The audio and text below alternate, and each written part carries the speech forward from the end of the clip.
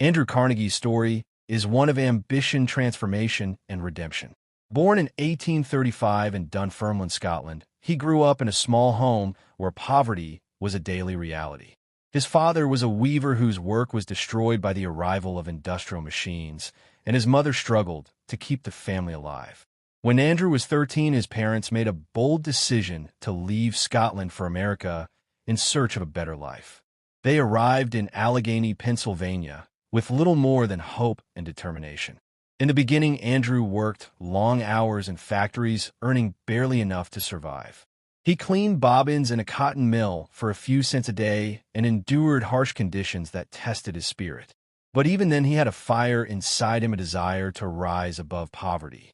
He spent his nights reading borrowed books from a kind local man who allowed working boys to use his library. Those books became his teachers, opening his mind to a world beyond factories and smoke. Carnegie's intelligence and discipline soon caught attention. He began working as a telegraph messenger and quickly learned to send and receive messages faster than anyone else. His dedication brought him to the attention of Thomas Scott, an executive at the Pennsylvania Railroad, who became his mentor.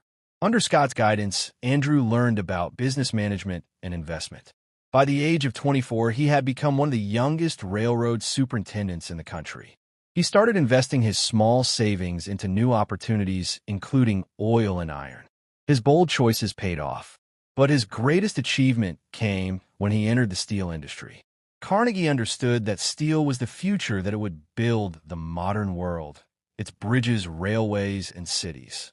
Through smart strategy and relentless work, he built the Carnegie Steel Company, which soon became the largest and most profitable steel business in the world.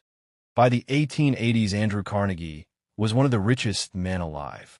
His name symbolized success and power, but as his wealth grew, so did the criticism around him. Many of his workers faced harsh conditions, long hours, and low pay.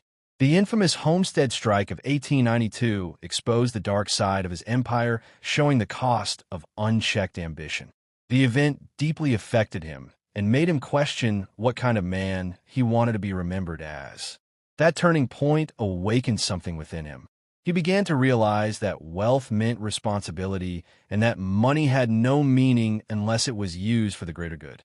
Over time, he started giving away his fortune to causes that could improve the lives of others. He built libraries, universities, and cultural centers across the United States and the world. His belief was simple, that knowledge was the key to freedom and progress. He once said that a man who dies rich dies disgraced. Carnegie's transformation from a ruthless businessman to a generous philanthropist marked one of the most remarkable shifts in history. He dedicated the last decades of his life to giving rather than earning. Through the Carnegie Foundation, he funded education, science, and peace efforts. His influence reached far beyond his lifetime, shaping the future of learning and social responsibility. Yet behind his generosity was a man still haunted by the struggles of his youth. He never forgot the hunger and hardship of his childhood, and that memory drove his compassion.